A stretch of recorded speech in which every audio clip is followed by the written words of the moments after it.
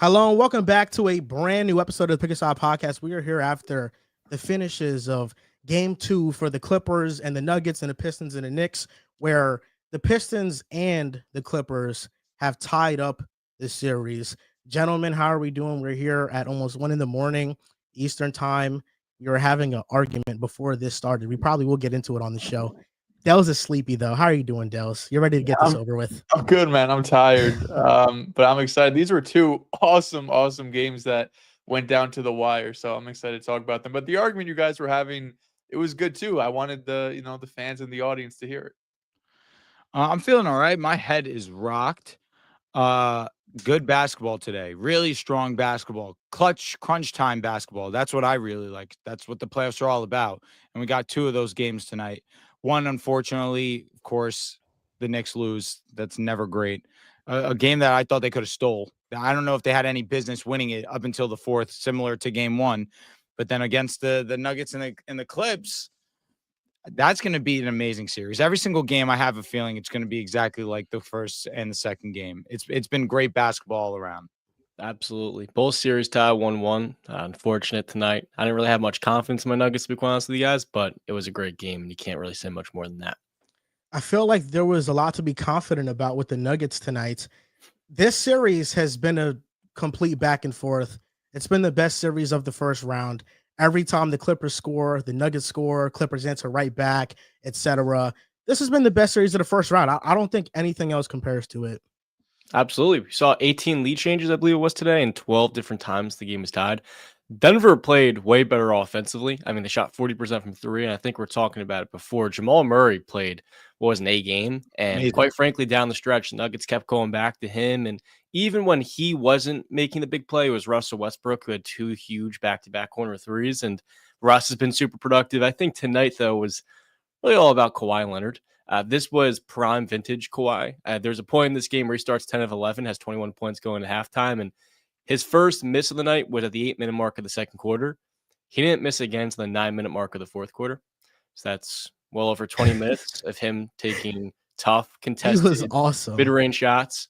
And even if the shot was heavily contested, he was completely unbothered. And when it wasn't contested, the Nuggets knew where he wanted to go, and they still just couldn't stop him whatsoever. Every single shot was a line drive. And quite frankly, it was kind of helpless as a Nugget fan to watch someone that you know what he's going to do, and yet you still have really no solution no matter who you put on him. And on top of that, the Nuggets tonight, for as well as they did play offensively, defensively, they were giving up way too many open looks to elite shooters, whether it was James Harden. He got a look in transition where no one defended him, no one put a hand up. He hits a three and then goes on a run right after. Nick Batum was getting open looks, Bogdan Bogdanovic. And I think that effort kind of translates to those guys picking up a rhythm. By the end of this game, Denver really beat themselves. 20 turnovers, giving up a bunch of open threes. You're not going to win that way against a team that's good. Turnovers definitely was my main takeaway for the Nuggets. Every turnover, it seemed as if the Clippers were capitalizing off of it. The ones that come to mind, that Russ turnover as he gets the ball and he's trying to go out in transition, he loses the handle on the basketball, turns over, that leads to points. Jokic's bad turnover towards the end of the game where he kind of goes and he drives in, realizes that he's kind of cut off, goes to pass out, that becomes a steal.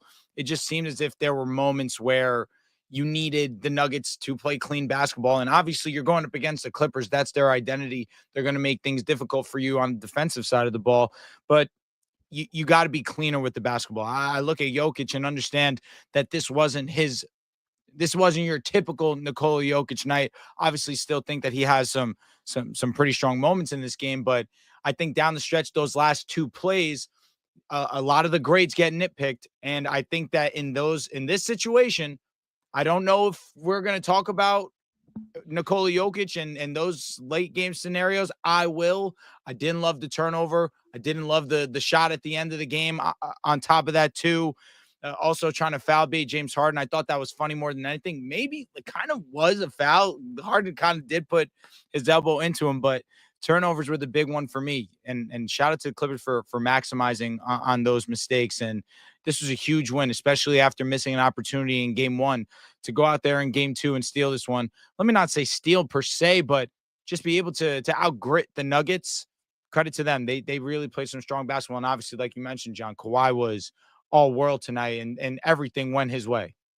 Yeah, I mean, I didn't think this was Jokic's best game by any means, right? You look at his stat line, he gives you 26, 12, and 10. It's a typical Jokic stat line, but in terms of impact, it felt like one of the lesser impactful games for Jokic. I mean, his standard is so ridiculously high, right? Like Drew mentioned, you're going to get nitpicked. But he had, I think, 8 points going into halftime, 16 or 18 going into the fourth quarter. He wasn't super aggressive as a scorer. Of course, you give the Clippers credit for that as well. But this was, a lot of Jamal Murray really showing up when the Nuggets needed him. This is a guy that, last season, of course, dealt with injuries in the playoffs, and it felt like leading into this playoff, he was also banged up with that hamstring. But so far through 2 games, it's really hard to complain, especially in this game when he was the one hitting some of the clutch shots down the stretch, along with Russell Westbrook. And I think that is the one area where you can give Jokic some praise is in this game, he was consistently looking for Russell Westbrook. He was getting left wide the hell open, as we would expect. But Russ has been a pretty decent corner 3-point shooter. I think he's around 40% this season. And Jamal Murray was the guy that had the hot hands in terms of him compared to Nikola Jokic in this game. But down the stretch, yeah, I was a bit surprised that the Clippers were able to go band for band with the Nuggets in clutch time and be able to come out on top, because I remember talking here yesterday saying that my biggest worry was just kind of the lack of playmaking that the Clippers have outside of Harden. And I feel like in clutch time that really gets exemplified. And in this game, it was the opposite. It was Kawhi Leonard hitting big shots. It was Kawhi Leonard getting the steal with, 30, 35 seconds left in that fourth quarter to really ice the game. He had 12 points in the fourth quarter. Just stupid efficiency. This was the first time in a while it felt like Kawhi Leonard had like a vintage Kawhi game where he just couldn't miss. And I'm not sure if it was John or Drew who mentioned it, but it wasn't like Kawhi was out there hitting open shots. Like all of them seemed tough, right? He had one of the wide open threes in the fourth quarter. Yeah, so that shit was going in. It was like every single shot was just tough middies, tough at the rim. And you kind of just have to, shrug your shoulders, be like, this is Kawhi Leonard. This is what he does. He finishes with 39 points on 92% true shooting. Just a vintage Kawhi game that it was awesome to see because, like I mentioned, it feels like it's been a while. But I think it's great that this is a 1-1 series because I think at least I predicted this to be the best series of the first round. A lot of people predicted it. So if the Nuggets went up 2-0, it's like, damn, can this end a bit prematurely? But the fact that it's split 1-1, it feels right. Game 1 goes into overtime. Game 2 goes down to the absolute last shot. This is what I was expecting in this series because these teams just match up so well with each other. This series is a battle of heavyweights, and there's so many positives on both sides with how these teams are playing that it feels unfair to nitpick one certain team because they lost by one possession. Game 1 came down to the possession battle. Clippers had 20 turnovers. Game 2, it came down to the possession battle. The Nuggets had 20 turnovers. I thought the Clippers were really great in the clutch, and they won this game because Kawhi Leonard showed up. I didn't think he was that good in game 1. He had 22 points on good efficiency, but he had 7 turnovers. And a lot of the turnovers that the Clippers had, they were controllable. They were just bad, boneheaded decisions or plays, dribbling it off Harden's foot, Kawhi making a bad pass that I think they kind of reeled it in this performance. I saw a more aggressive Ben Simmons. Their lineups with Zubac on the bench, I thought they were able to stay afloat. But overall, I think this performance just has to be about Kawhi Leonard, just scoring how he scored, missing 4 total shots. It was absurd, the shot making, the shot before the buzzer. I don't know how he got that shot off, let alone made the shot. The shot over Aaron Gordon in the clutch. And then right after that, the Norman Powell 3-point shot that basically iced the game. The Nuggets, there's a lot of positives to take from because there were many moments in this game where I thought they were going to win it. I thought David Adelman's philosophy of playing whoever's playing well, holding players accountable has worked. MPJ, we got to speak about his performance, having a double-double, 12 rebounds. He had 6 offensive rebounds in this game. His effort and energy was infectious. He played great, and he closed the game until he got hurt, and then Russell Westbrook subbed in, and then Westbrook hitting his threes. Everybody knows he's going to get left open, and the X factor in any series is if he can hit his shots, and he's hitting his shots so far. He's 3 for 6 from 3 tonight, so I think there's a lot of positives to take away from Denver. You were a little too critical of the defense, John. I thought overall the defense was fine against a Clippers team. It's true. It's a great offense, but how many wide open looks did Nick Batum, Bogdan Bogdanovic, Kawhi even got one, and James Harden again to rhythm? The And but Clippers also have a great defense, and there's a lot of open looks that they're allowing too. Am I the only one that True. thought Jokic played well defensively? He was He did. awesome He played defensively very well tonight. defensively. He's been a cone all regular season, but game 2 of the NBA playoffs, he was really good. He And was game good. 1. He Game was 1. really good. I just That's don't- another turnover that I want to talk about too. The play that MPJ ended up hurt. getting hurt on. Yeah, That was a play that they also ended up capitalizing on as well. that It's could have just been every single moment they made a mistake, the Clippers took advantage. absolutely in a game that was decided by exactly. It was a 3-point game, but it was 3 even closer points. than that. That's why there was no icing. They play had like- an opportunity. A play like that can be a 4-point swing, which decides the Fact. game, and that happens 5 times over. That's a good important note to have, Joel, because MPJ was great. 15-15, 100%. hits 2 big threes. You have to wonder with his shoulder injury how serious it is, because if you lose him this series, I mean, the I thought dynamic quickly everybody changes. on the Nuggets bench was pretty impactful. Like They- Payne Watson making especially Payne plays. Watson. He was Jalen also- Pickett made a nice shot that I was like, okay, I think Payne maybe, Watson let's had see a if we great- get this. Payne Watson had a great string of defensive stops, whether it was Kawhi or off the ball, and Jalen Pickett and Russell Westbrook both played the role. But I just felt like my frustration with the fact that defensively they're very undisciplined around the perimeter, and you cannot give an elite 3-point shooting team an opportunity up that many looks, because then Norman Powell, who he was having a hell of a series, terrible stinker class, you give him enough open looks, a high level 3-point shooter, he's going to start to capitalize. He And that's how the FaceTimed Clippers Jokic. came back, and then they took the lead in the second half. I guess the last note that I could really have for this game is, for as simple as it sounds, this series is going to come down to who's the best player, Kawhi or Nikola Jokic. Because in game 1, Jokic was great. Game 2, he had 7 turnovers, missed 4 free throws, struggled a little bit on the offensive end, and Kawhi was magnificent. So, and what we're all expecting to be a 7-game series, I think, as reductive as it sounds, whichever player is the 4 or 5 best games is going to be the one that moves the needle the most. Isn't it crazy how we're in 2025 and Kawhi is getting put in? He could potentially talks. duel and outduel Jokic Yeah, in that 2025. definitely was not the way that I would have worded it. However, John, I'm curious. Is this a series where Christian Brown is not going to be as much of an impact on the offensive side because you need him to be at his absolute best defensively? Because if that's the truth, if that's so, what series are we going to see him thrive in offensively? Because the Clippers, I understand that they obviously do have Kawhi playing at a much higher level, but this is not one of the more high potent offense as compared to the other teams in the Western Conference. So I say that, where are we going to be concerned with this 3-point shot that hasn't fallen for Christian Brown early on in this series, in this playoffs? Right. I would say it comes down to the transition game. The Nuggets last game were great in transition because they generated a lot of turnovers. In the second and third quarter, I remember they had almost 0 points off turnovers today. So in the half court, Christian Brown's going to struggle a bit. He's going to crash the glass. He's going to hit a 3 or 2, but he's still a limited player, as you highlighted. But it really just comes down to the Nuggets winning the turnover battle, because if they do, then that's where we're going to get extra 4 points from him. And that'll kind of supplement what he doesn't bring as much in the half court, because he is He a has to limited hit player. his shots. Russell Westbrook's hitting his shots right now. He went 3 for 6. That missed 3 that he had that clanked the bottom of the backboard, that was ugly as hell. backbreaking. As soon That as was- that, I actually had some type of belief that it was going in, because Christian Brown seems to me like a big time player who hits He was shots like that. open.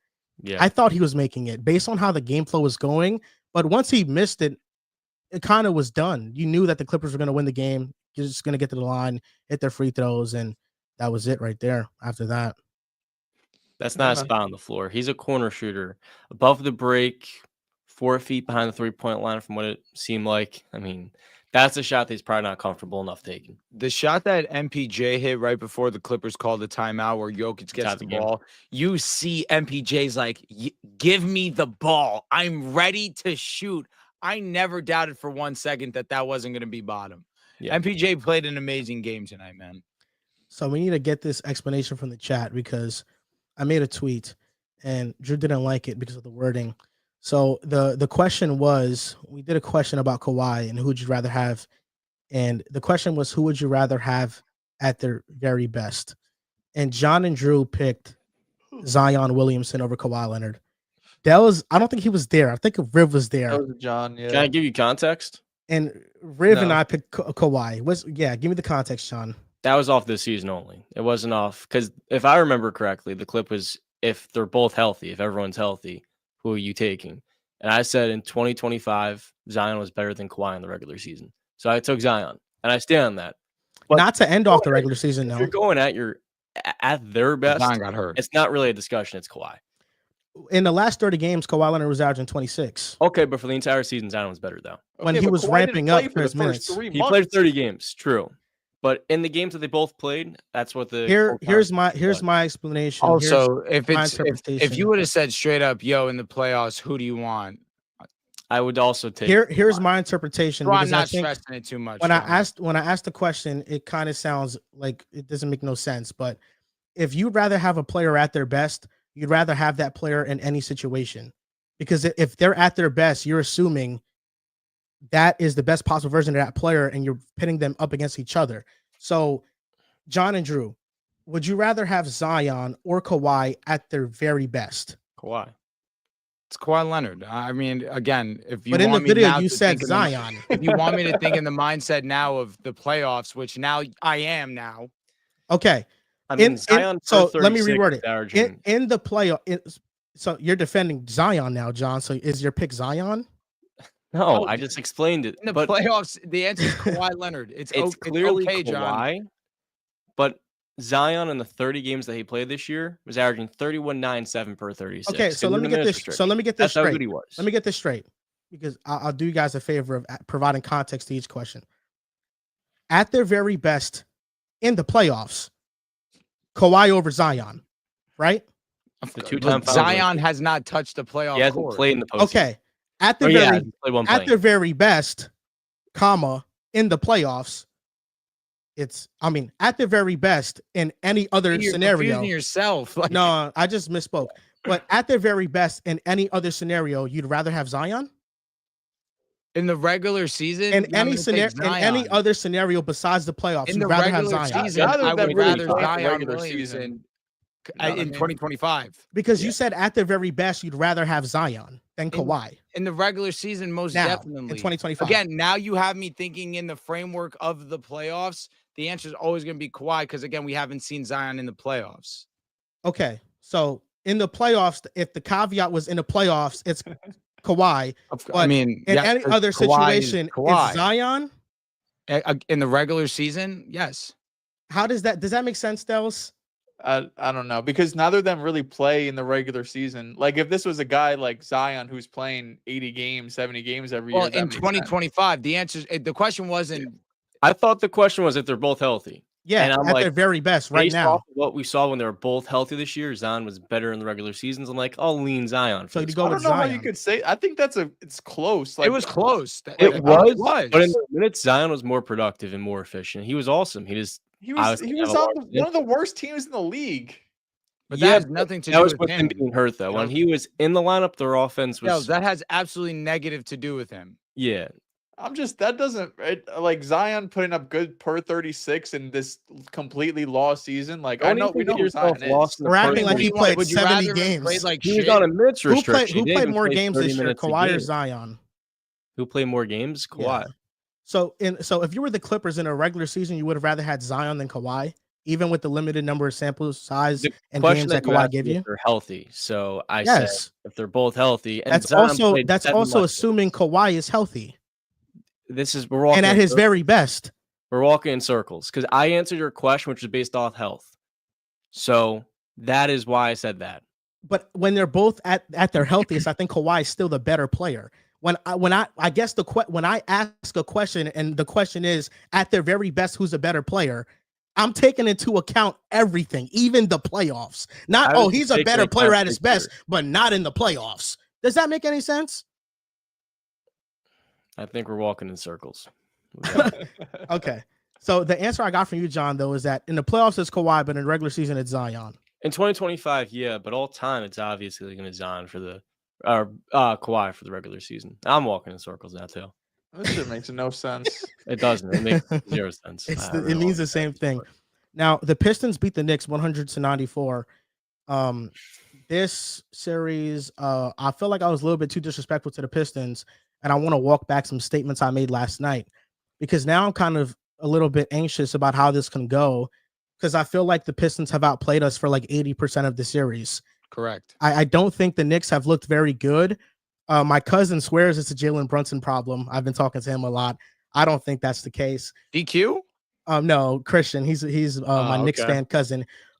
Because just when Brunson's out there, it's just Brunson ball, and everybody else kind of gets iced out the offense. I understand his line of reasoning, but I rebutted that by saying there's really nobody else that can create for us. And I think that's the issue, is that there's nobody else I really trust with the ball.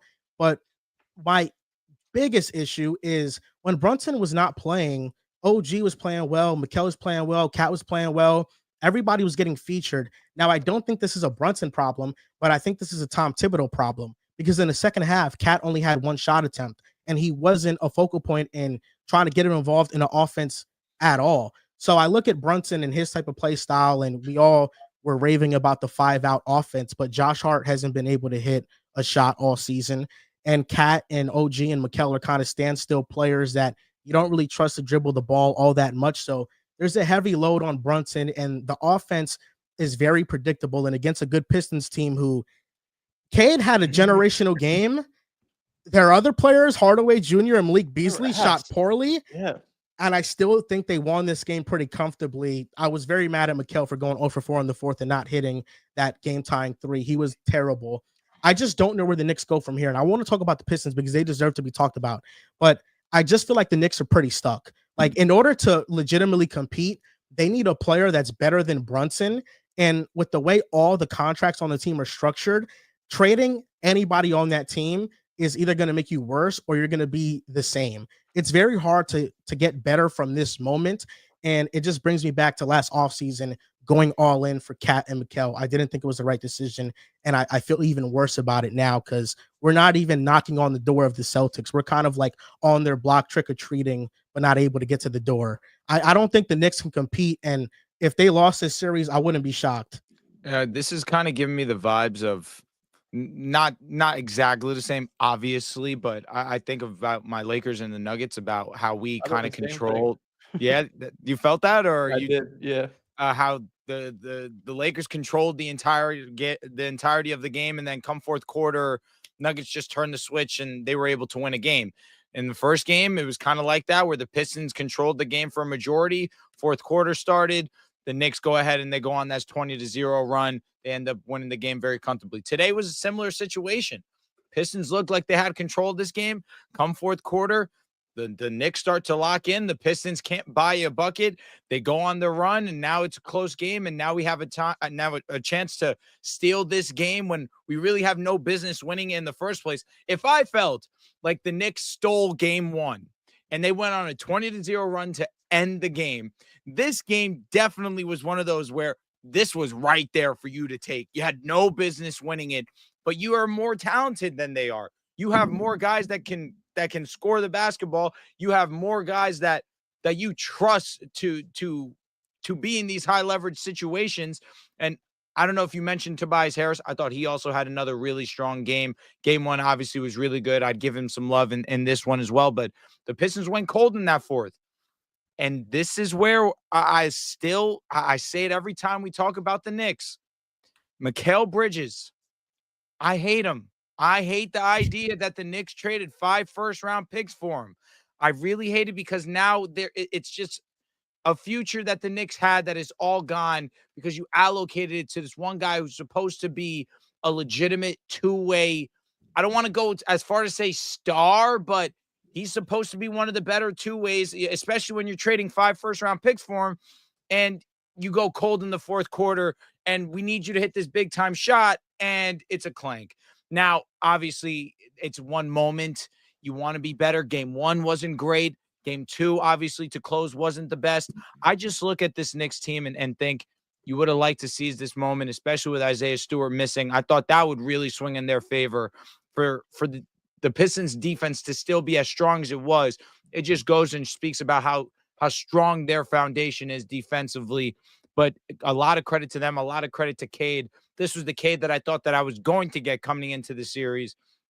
Give a lot of love to OG for the performance he put game one. But at a certain point, stars act like stars. and that was Cade tonight. Cat had 10 points, and OG He was had also 8. bad. I should have acknowledged that as well. Everybody was should have bad. asserted himself a lot more. Outside of Brunson, everybody was bad, and I think that's why this team is kind of annoying because I don't trust anybody outside of Brunson to show up. One Yeah, game this- draw, you're flipping. Just like I feel like a couple No, weeks ago, yeah, you're like I we could think- push Boston. We're gonna beat the Pistons in 5, and now you lose this game that goes down to the wire, and it's like Because I think pull the this game fire meant alarm. so much. I mean, after going on a 21-0 run, you would think that game 2 they would start out better in the first quarter. They'd come out hot and firing, and the Pistons outplayed us the entirety of the game until the last 8 minutes, where actually last 5 minutes when Brunson just started playing hero and getting us back in the game. I just think that if we don't look like the better team for the majority of this series, it's a failure regardless, because the Knicks were supposed to be what the Cavaliers are this year. Nobody expected the Cavaliers to be historically great this year. The Knicks were supposed to be the second best team in the East, and the Cavs have lapped us, and now we're in a dogfight with a gritty Pistons team, but that I do think that based on our moves and how aggressive we were, we should have the upper hand and look like the better team for the majority of the series. Can I just say, though, I understand where you're coming from. And for a majority, I agree. However, the Pistons are good. It's not that what you're saying is very sound. You guys made moves that you guys should be way better than what the Pistons are. But being fair and objective, the Pistons are a good team. They have a star, potentially one day a superstar in Cade Cunningham. If you want to give him that title, I'm okay with it. There is strong defensive talent on this team. They're a good They have team. strong vets, great Yeah. role players. There's nothing wrong with being in a good series against this Pistons team. They've played good competition, But they've looked better very than tough us. all year long. But you guys are better than them, and I agree. We supposed to be, but Supposed to they be. look And better you than are. us. I still say you are.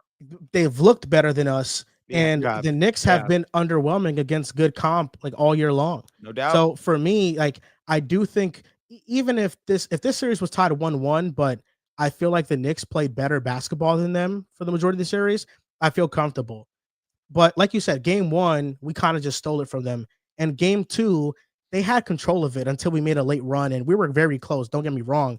It's just being tied 1-1 and going back to Detroit for game 3 in that hostile environment. I think there's a real chance we can be down 2-1 in this series after game 3, just because that's going to be a really tough place to play, especially with the energy they have. And the Knicks offense is just too predictable. It's Yep. too predictable. Is there a part of me that feels like the Knicks get nervous to play in the Garden? Like weirdly, I feel that way. I don't think the Knicks home court is a legitimate home court agree advantage. with you. I don't really feel like the Knicks are comfortable. I think or a lot of as comfortable as teams they should be in the Garden. They and get hyped players- going to the Garden. yeah, a lot of teams and players are Yeah. like they don't say, "Oh no, we're playing at MSG." They're like, They get "Oh excited. yes." Oh, let's go. We're playing in at the MSG. Garden. Yeah. Like Denver, you're like, "Oh man, the altitude." With New But York, I you're like, think we'll "Oh see man, the I could put on a best show." version of them. I think we're going to see the best version of the Knicks in Detroit. There's I going to hope be a so. little bit less pressure. I agree with you. The environment's going to be nuts. It's going to be so much excitement in that building. But I just feel like there's just going to be a certain amount of tension lifted off of them. Because when you play in the Garden, there's a certain level of expectation. You know the fans, they're ruthless, they're cutthroat, they expect perfection, greatness. I think about that game 5 versus the Sixers last year, where you guys have a chance to close out on home court to move on to the next round. Tyrese Maxey goes and has himself an amazing game. They're able to go and force game 6 in Philadelphia. It's just one of those where your guys' home court just sometimes just doesn't feel like that. How do you Yeah, feel I like think, it goes? I think the Knicks, it's tough because it's 1-1. The Knicks could win the next 3, and you win the series 4-1. It's like, oh, everything's okay. Is anybody changing their pick? I'm not. I still got the Knicks winning this series. Why are we stressing? I'm They- just but, asking. I mean, Joel's not wrong. The Pistons have looked like the better team for a majority of this. if you guys series. did, I wouldn't think it's overreactionary. I think it'd be a little overreactionary. I do Somebody think should the, text Riv that. Let's see if he changed his pick. I think the biggest issue right now is just the offense outside of Brunson is almost non-existent, especially in this game where Karl Anthony Towns doesn't even attempt a shot in the fourth quarter. And of course, Jalen Brunson's going to be your guy. You're going to run everything through Jalen Brunson.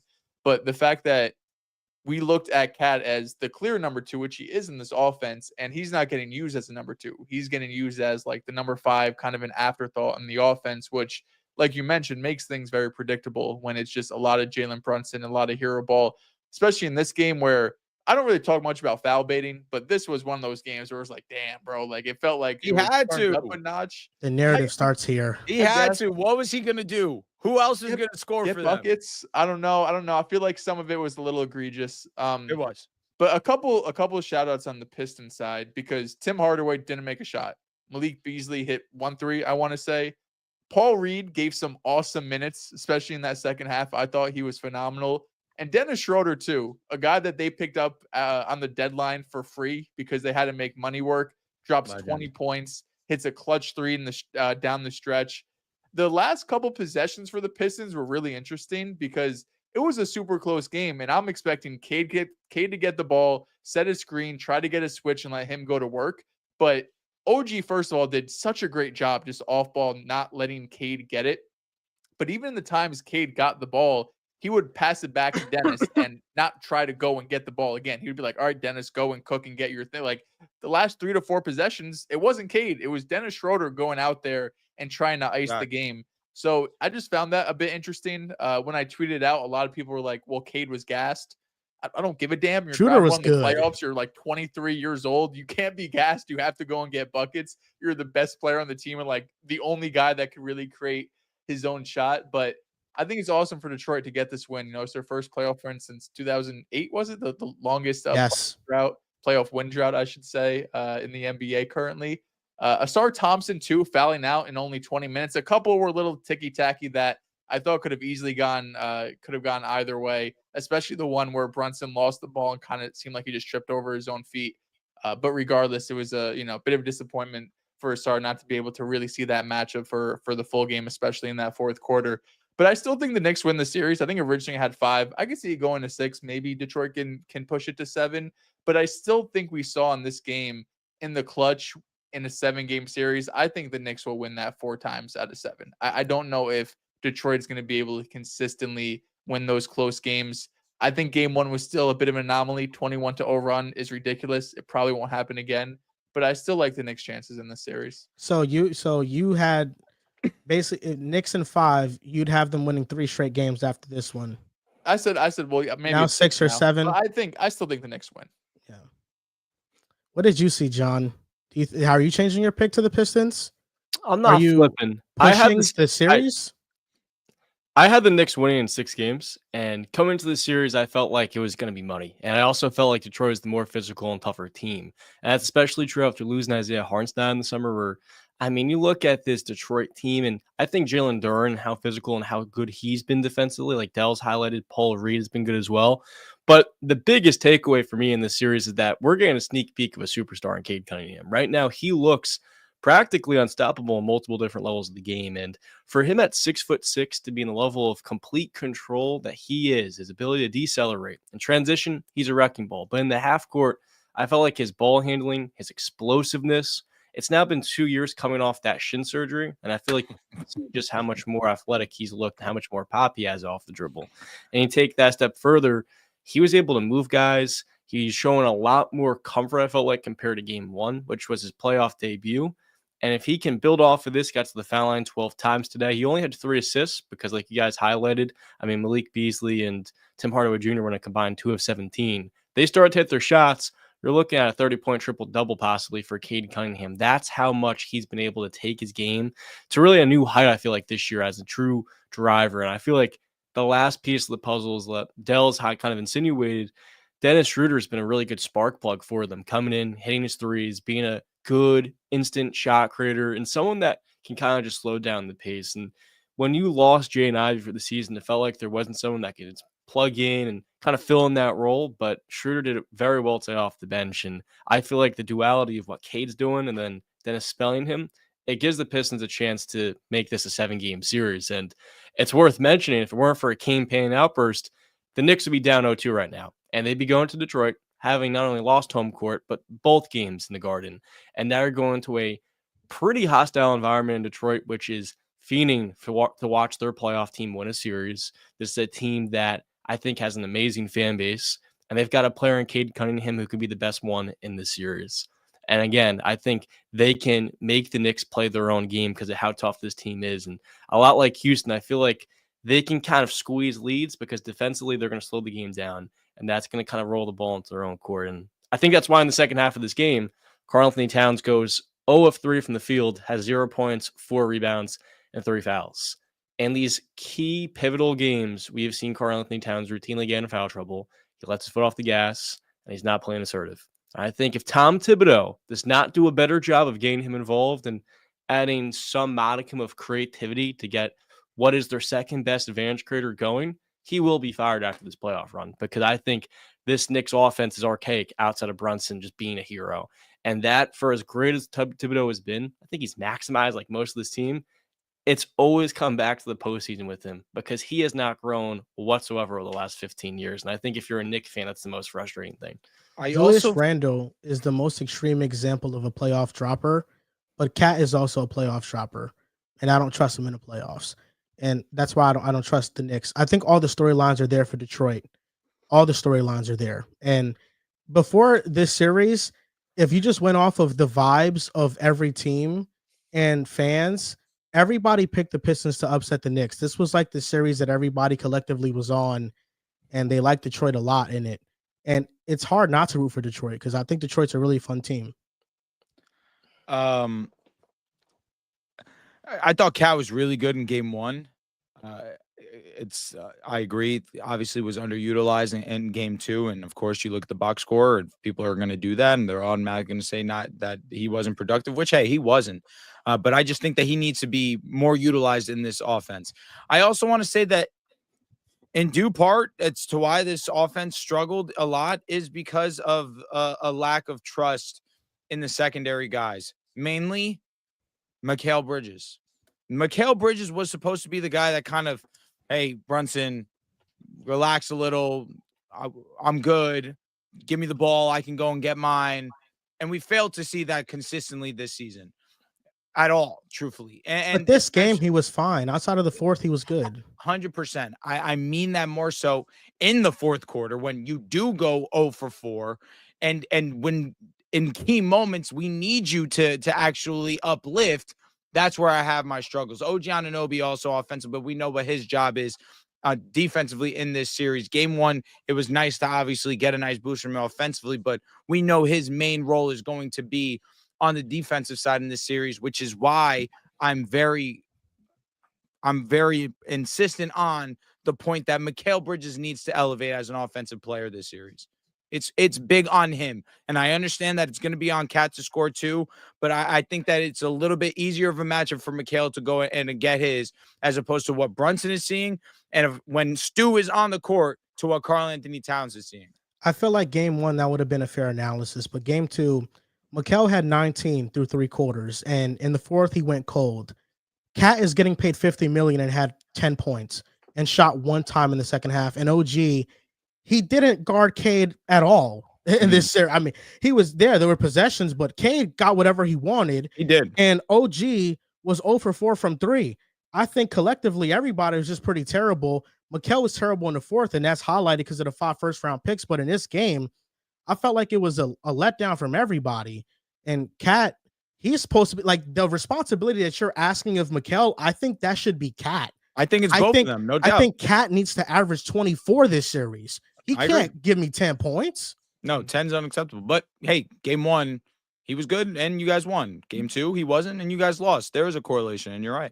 So I'm coping. How many teams in the East do you think have a better future than the Knicks? Why are we Joel?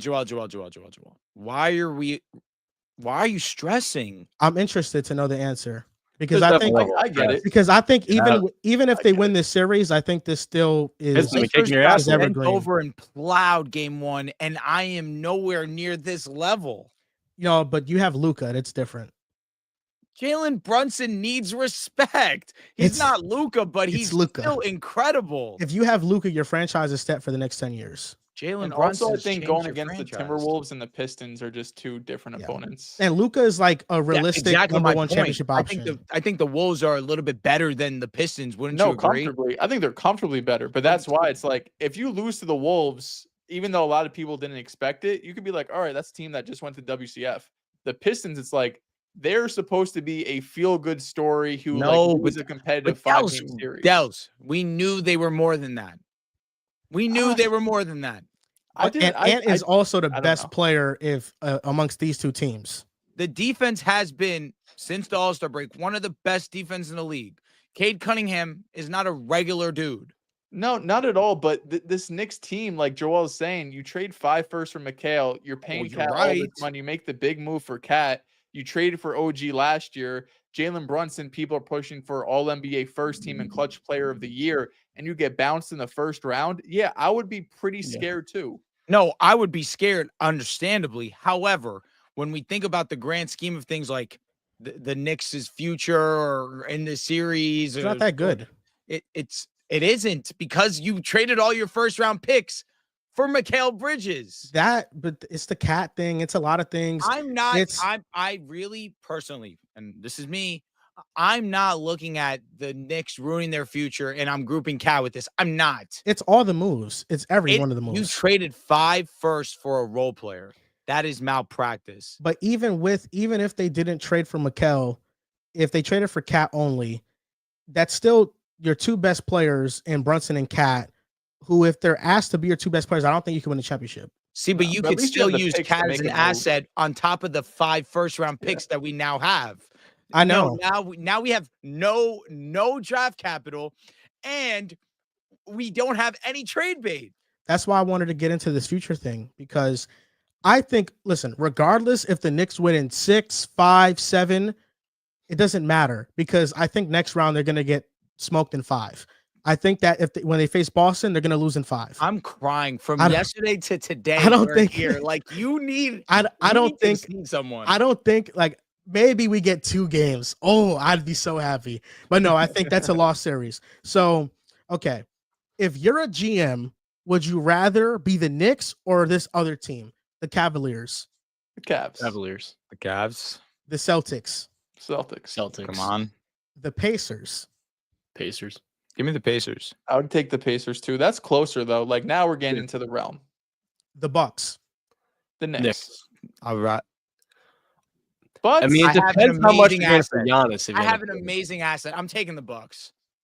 Yeah, but you gotta hit on what you trade. I have a championship. The Bucks asset management hasn't exactly been. And I have one of the greatest assets in the league in Giannis. I'm going with the Bucks. If they actually had a good asset manager, they could be in a different position right now. You're not wrong. Okay. So we're trusting the instincts of GM Drew, John, and Dels here. The Pistons. I'm gonna take the Knicks. I'm still taking the Knicks.